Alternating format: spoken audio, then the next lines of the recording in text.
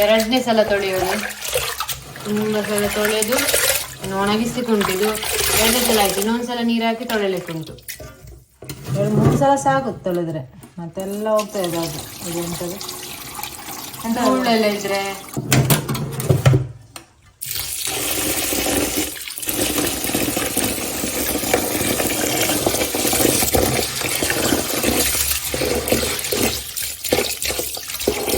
ನೋಡಿ. ಅಕ್ಕಿ ಚಂದ ಮಾಡಿ ಒಣಗಿದೆ ಅಂತ ಫ್ರೈ ಮಾಡೋದು. ಅದು ಜಾಸ್ತಿ ಹಾಕ್ಲಿಕ್ಕೆ ಸ್ವಲ್ಪ ಸ್ವಲ್ಪ ಹಾಕಿ ಫ್ರೈ ಮಾಡಬೇಡ್ತೇವೆ.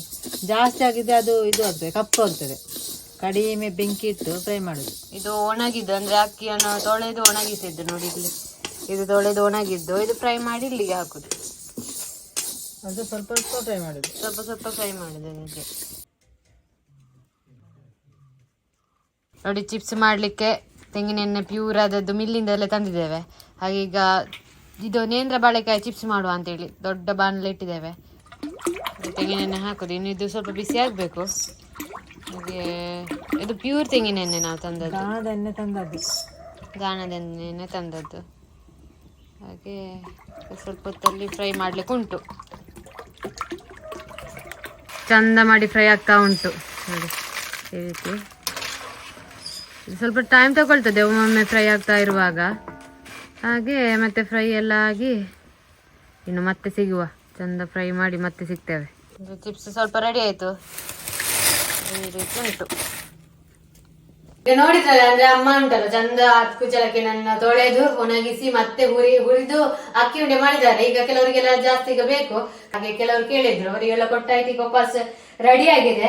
ಹಾಗೆ ಯಾರಿಗಾದ್ರೂ ಬೇಕಿದ್ರೆ ಆರ್ಡರ್ ಮಾಡ್ಬೋದು. ಅಕ್ಕಿ ಉಂಡೆ ನೋಡಿ ಈ ರೀತಿ ಇರ್ತದೆ, ಈ ರೀತಿ. ಹಾಗೆ ನಾವೇ ಮಾಡಿದ್ದು, ಬೇರೆ ತಂದು ಕೊಡುದಲ್ಲ. ಯಾರಿಗಾದ್ರೂ ಬೇಕಿದ್ರೆ ಮಾಡಿ ಕೊಡ್ತೇವೆ. ಹಾಗೆ ನಮ್ಮ ವಾಟ್ಸ್ಆಪ್ ನಂಬರ್ ಉಂಟಲ್ಲ, ಅಲ್ಲಿಗೆ ನೀವು ಮೆಸೇಜ್ ಮಾಡಿದ್ರೆ ಆಗ್ತದೆ. ಅದು ಹೆಚ್ಚಿನವರಿಗೆ ಪ್ಯೂರ್ ಬೇಕಾಗ್ತದೆ. ಹಾಗೆ ನಾವು ಚಂದ ಮಾಡಿ ಪ್ಯೂರ್ ಆಗಿ ಮಾಡಿ ಕೊಡ್ತಾ ಇರೋದು. ಹಾಗೆ ಮತ್ತೆ ಇದು ನೇಂದ್ರ ಬಾಳೆಕಾಯಿ ಚಿಪ್ಸ್ ತೆಂಗಿನ ಎಣ್ಣೆಯಲ್ಲಿ ಹುರಿದು ಮಾಡಿದ್ದು. ಪ್ಯೂರ್ ಆದ ತೆಂಗಿನ ಎಣ್ಣೆಯನ್ನು ತಕೊಂಡು, ಕೊಬ್ಬರಿ ಎಣ್ಣೆ ಬರ್ತಲ್ಲ ಅದನ್ನ ತಕೊಂಡು ಫ್ರೈ ಮಾಡಿದ್ದು. ಇದ್ರೆ ಸ್ವಲ್ಪ ನೋಡಿ, ಇದು ನನಗೆ ತೆಗ್ದಿಟ್ಟದು. ಇಲ್ಲಾಂದ್ರೆ ಇದನ್ನೆಲ್ಲ ಕೊಟ್ಟು ಮುಗಿತದೆ. ಈಗ ಪ್ಯಾಕ್ ಮಾಡಿ ಮುಗಿದದಿದ್ದು ಇನ್ನು ಸ್ವಲ್ಪ ಇದ್ರಲ್ಲಿ ಮುಗಿತದೆ. ಅದಕ್ಕೆ ನನಗೆ ಸ್ವಲ್ಪ ತೆಗ್ದಿಟ್ಟದು. ಇದು ಒಳ್ಳೆದುಂಟು, ತೆಂಗಿನ ಎಣ್ಣೆಯಲ್ಲಿ ಫ್ರೈ ಮಾಡಿದಲ್ಲ, ಹಾಗೆ ಒಳ್ಳೇದಿರ್ತದೆ. ಕ್ರಿಸ್ಪಿ ಆಗಿ ಉಂಟು. ಇನ್ನು ಮತ್ತೆ ಸ್ಟಾಕ್ ಮಾಡ್ಲಿಕ್ಕೆ ಈಗ ಒಮ್ಮೆ ಮುಗಿ ಈಗ 2-3 ಸಲ ಮಾಡಿ ಇರ್ತದೆ ಜಾಸ್ತಿದು. ಮತ್ತೆ ಉಪ್ಪಿನಕಾಯಿ ಉಂಟು, ಕಟ್ಟು ಮಾವಿನಕಾಯಿ ಉಪ್ಪಿನಕಾಯಿ ಉಂಟು. ಅದು ಸ್ವಲ್ಪ ಬೇಕಿದ್ರೆ ನಿಮಗೆ ತೋರಿಸ್ತೇನೆ. ಅಕ್ಕಿ ಉಂಟು. ನಾನೊಂದಿಷ್ಟು ತಿಂದೆ ಗೊತ್ತುಂಟಾ, ಮಾಡಿದ್ದು ಸೇಲಿಗೆ ಒಂದೊಂದನ್ನೇ ತೆಗ್ದು ತಿನ್ನುದು. ಇಷ್ಟು ತುಂಬಾ ಖಾಲಿ ಇದು ನಾನೇ ತಿಂದು ನೋಡಿ. ಈ ರೀತಿ ಇದು ಪರಿಮಳ ಚಂದ ನೋಡಿ. ಈ ರೀತಿ ನಾನು ನಿನ್ನೆ ಸಹ ತುಂಬಾ ತಿಂದೆ, ಇವತ್ತು ಸಹ ತಿಂದೆ.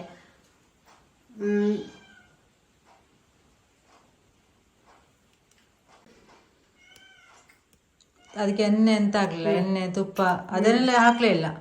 ಅದು ಕೆಲವರಿಗೆ ಎಣ್ಣೆ ತಿಂದ್ರೆ ಆಗುದಿಲ್ಲಲ್ಲ, ಅದಕ್ಕೆ ಎಣ್ಣೆ ಹಾಕುದಿಲ್ಲ, ತುಪ್ಪ ಹಾಕ್ತೇನೆ, ತುಪ್ಪ ಹಾಕ್ಲಿಲ್ಲ. ಸೂಕ್ತ ಉಂಟು. ಮೀನು ವಾಪಸ್ ತರ್ಲಿಕ್ಕೆ ಇವತ್ತು.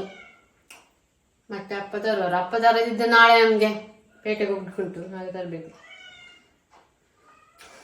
ನೋಡಿ. ಉಪ್ಪಿನಕಾಯಿ ಪರಿಮಳ ನೋಡುವಾಗ ಬಾಯಲ್ಲಿ ನೀರು ಬರ್ತದೆ. ಬರುವುದಿಲ್ಲ ಸ್ಪೂನಿಗೆ ನೋಡಿ. ಕಟ್ಟು ಮಾವಿನಕಾಯಿ ಉಪ್ಪಿನಕಾಯಿ ಈ ರೀತಿ ಬಾಯಲ್ಲಿ ನೀರು ಬರ್ತಾ ಉಂಟು. ಉಪ್ಪಿನಕಾಯಿ ಹಾಗೆ ಅಲ್ಲ, ಅದರದ್ದು ಬಾಯಲ್ಲೆಲ್ಲ ನೀರು ಬರ್ತಾ ಉಂಟು. ತಿನ್ನುವಲ್ಲ ಕರ್ಕುರು. ಈಗಿದು ಕರ್ಕುರು ಉಂಟು. ಮತ್ತೆ ಮತ್ತೆ ಸ್ವಲ್ಪ ದಿನವಾದ ಮೇಲೆ ಅದು ಸಾಫ್ಟ್ ಆಗ್ತದೆ, ಸ್ವಲ್ಪ ತಿಂಗಳ ಮತ್ತೆ ಹಾಳಾಗುದಿಲ್ಲ.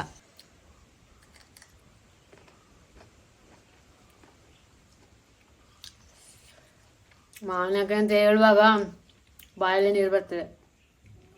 ಊಟ ಮಾಡಲಿಕ್ಕೆ ಬಂತು, ಭಾರಿ ಒಳ್ಳೇದು, ಹುಳಿ ಹುಳಿಯಾಗಿ. ಮತ್ತೆ ಜಾಸ್ತಿ ಉಪ್ಪು ಹಾಕ್ಲಿಲ್ಲ, ಜಾಸ್ತಿ ಉಪ್ಪು ಇಲ್ಲ, ಜಾಸ್ತಿ ಖಾರ ಇಲ್ಲ, ಸ್ವಲ್ಪ ಹುಳಿ ಉಂಟು. ಅದು ಹುಳಿ ಹಾಕಿದ ಮಾವಿನಕಾಯಿ ಸ್ವಲ್ಪ ಹುಳಿ ಹಾಗೆ ಸ್ವಲ್ಪ ಹುಳಿ ಹುಳಿಯಾಗಿ ಚಂದ ಉಂಟು ತಿನ್ಲಿಕ್ಕೆ, ಊಟ ಮಾಡ್ಲಿಕ್ಕೆ. ಅದು ಗಂಜಿ ಊಟಕ್ಕೆ ಅಂತ ಹೇಳುದು ಬೇಡ, ಖಾಲಿ ಉಪ್ಪಿನಕಾಯಲ್ಲಿ ನಾನು ಊಟ ಮಾಡ್ತೇನೆ. ಪದಾರ್ಥ ಬೇಕಂತಲೇ ಇಲ್ಲ.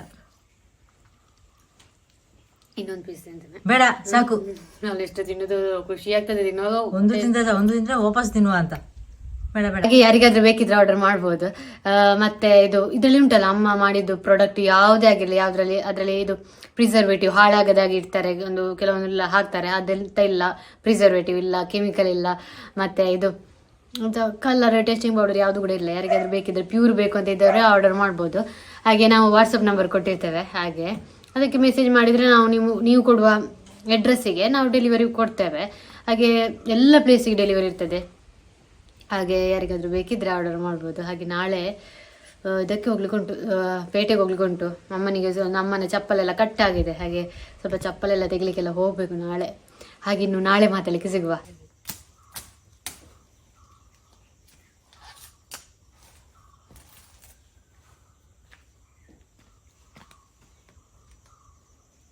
ನೀರುಂಟು ಈಗ, ಈ ಚಳಿಗೆ ಸಹ ಈಗ ನೀರುಂಟು. ಏಡಿ ಅದು ಹೋಗಿದೆ, ಇಲ್ಲದ್ರೆ ಸಂಸಾರ ಮಾಡ್ತಾ ಉಂಟ ಏನು. ಒಂದು ಹಾಕಿದ್ದೇವೆ, 2 ಏನು ಹಾಕಿದ್ದೇವೆ, 2-3 ಏನು ಹಾಕಿದ್ದೇವೆ.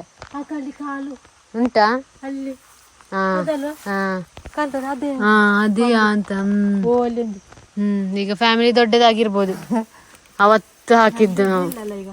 ಇಲ್ಲಿ ಹುಲ್ಲಾಗಿದೆ ತುಂಬಾ, ತೆಗಿಬೇಕಷ್ಟೆ. ಹೋಗುವ ಆಚೆ. ಒಮ್ಮೆ ಎಂತ ಗೊತ್ತುಂಟಾ, ನಾವು ಒಂದು ತಿಮರೆ ಚಟ್ನಿ ಹುಡಿ ಮಾಡಿದ್ದೆವು ಸೇಲಿಗೆ. ಅದು ಮಾಡಿ ಎಲ್ಲ ಖಾಲಿಯಾಗಿದೆ, ಅಂದ್ರೆ ಎಲೆ ಇಲ್ಲ ಈಗ. ಅದನ್ನು ಹುಡುಕ್ಲಿಕ್ಕೆ ಬಂದದ್ದು. ಅವತ್ತದ್ದು ಇಲ್ಲಿ ತುಂಬ ತೋಟದಲ್ಲೆಲ್ಲ ಸಿಕ್ಕಿತ್ತು, ಈಗ ಸಿಗ್ಲಿಲ್ಲ. ಹಾಗೆ ಒಮ್ಮೆ ಹುಡುಕಿ ಹೋಗುವ ಅಂತೇಳಿ. ಬೆಳಿಗ್ಗೆ ಚಳಿಗೆ ಈ ಬಿಸಿಲು ಭಾರಿ ಒಳ್ಳೇದಾಗ್ತದೆ. ಆದರೆ ಚಳಿಗೆ ಈಗ ತುಂಬ ಚಳಿ ಅಲ್ಲ, ಹಾಗೆ ಬಿಸಿಲು ಬರುವಾಗ ಭಾರಿ ಖುಷಿ ಆಗ್ತದೆ. ಈ ತೋಟದಲ್ಲಿ ಇನ್ನೂ ಕೂಡ ಇದಾಗಲಿಲ್ಲ, ಬಿಸಿಲು ಬರಲಿಲ್ಲ ನೋಡಿ. ಬೆಳಿಗ್ಗೆ ಸೂರ್ಯ ನೋಡಿ, ಸೂರ್ಯ ಇನ್ನೂ ಕೂಡ ನಮ್ಮ ಕಣ್ಣಿಗೆ ಕಾಣುವುದಿಲ್ಲ. ತೋಟ ಅಡ್ಡ ಇದ್ದು ಬಿಸಿಲು ಆಚೆ ಉಂಟು. ಬಿಸಿಲು ಬರಬೇಕಾದ್ರೆ ನಾವು ಸ್ವಲ್ಪ ಆಚೆ ಹೋಗ್ಬೇಕು. ಇಲ್ಲಿ ನೀರು ಹೋಗ್ತಾ ಉಂಟು ನೋಡಿ.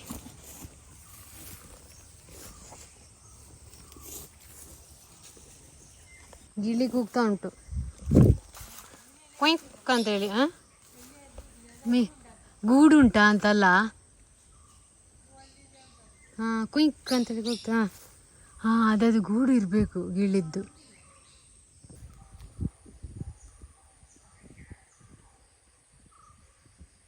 ಇಲ್ಲಿ ನೋಡಿ ಹಂದಿಗಳು ಭಯಂಕರ ಡ್ಯಾನ್ಸ್ ಎಲ್ಲ ಮಾಡಿದೆ. ಹೊಸ ವರ್ಷಕ್ಕೆ ಪಾರ್ಟಿ ಆಗಿರ್ಬೇಕು ಈಗಲೇ ನೋಡಿ. ಭಯಂಕರ ಡ್ಯಾನ್ಸ್ ಮಾಡಿದೆ ಮಾತ್ರ. ಮುಳ್ಳು ಹಂದಿ, ಕಾಡು ಹಂದಿ, ಯಾವುದೋ ಒಂದು, ಎಲ್ಲ ಕಾಲೆಲ್ಲ ಹೀಗೆ ಆಗಿದೆ, ತೂತು. ಮತ್ತೆಂತ ಗೊತ್ತುಂಟಾ, ಇಲ್ಲಿ ಡ್ಯಾನ್ಸ್ ಮಾಡಿ ಇಲ್ಲಿಂದ ಹೋಗಿದೆ ನೋಡಿ. ಸಪೂರ ದಾರಿ ನೋಡಿ, ಕಾಣ್ತದ? ಈ ಸಪೂರದ ದಾರಿಯಲ್ಲಿ ಹೋಗಿದೆ, ಹೀಗೆ ಇಲ್ಲಿಂದ ಡ್ಯಾನ್ಸ್ ಮಾಡಿ. ಭಯಂಕರ ಹೊಸ ವರ್ಷಕ್ಕೆ ಪಾರ್ಟಿ ನಡೆದಿದೆ ಇವರದು. ಅಲ್ಲಿ ಬರುವಲ್ಲೇ ಗೊತ್ತಾಯ್ತು, ಎಲ್ಲ ತಿಂದು ಹಾಕಿದೆ. ಅಲ್ಲಿ ತಿಂದ ಇಲ್ಲಿ ತೆಂಗಿನಕಾಯಿ ಮತ್ತೆ ಬಾಳೆ ಗಿಡ ಎಲ್ಲ ತಿಂದು ಹಾಕಿದೆ, ಸಣ್ಣ ಮಿರಿಯರ್. ಅದಕ್ಕೆ ಇವರಿಗೆ ಚಪ್ಪಲ್ ತಗೊಳ್ಳಿಕ್ಕೆ ಬಂದದ್ದು, ಶೂ ತಗೊಳ್ಳಿಕ್ಕೆ.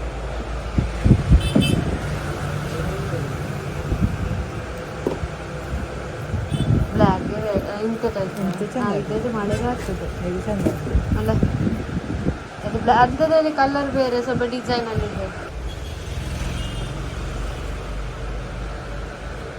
ಇದರಲ್ಲೊಂದು ಮಂಡೆಗೆ ಕೊಟ್ರೆ ತಲೆ ಭಾಗ ಆಗ್ಬೋದು. ಮಂಡೆ ಕೊಡ್ಲಿಕ್ಕೆ ಚಪ್ಪಲ್ ಅಲ್ಲ, ತೆಗ್ದು ಕಾಲಿಂದ ರಪ್ಪ. ಯಾರಿಗಾದ್ರು ಮಂಡೆ ಎಂತಾದ್ರು ಕೊಡ್ಲಿಕ್ಕೆ ಚಪ್ಪಲು. ಹೌದು, ಒಂದೇ ಪೆಟ್ಟಲ್ಲಿ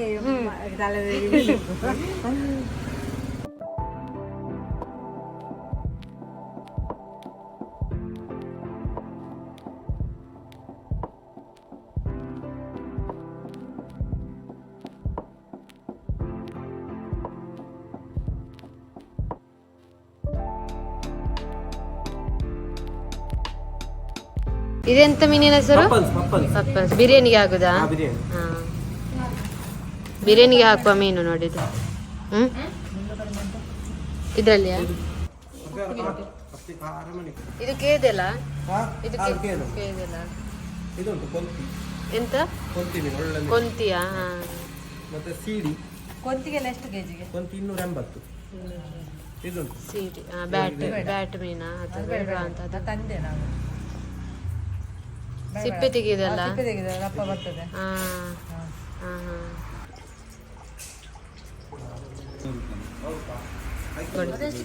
ಕೆಜಿ 320.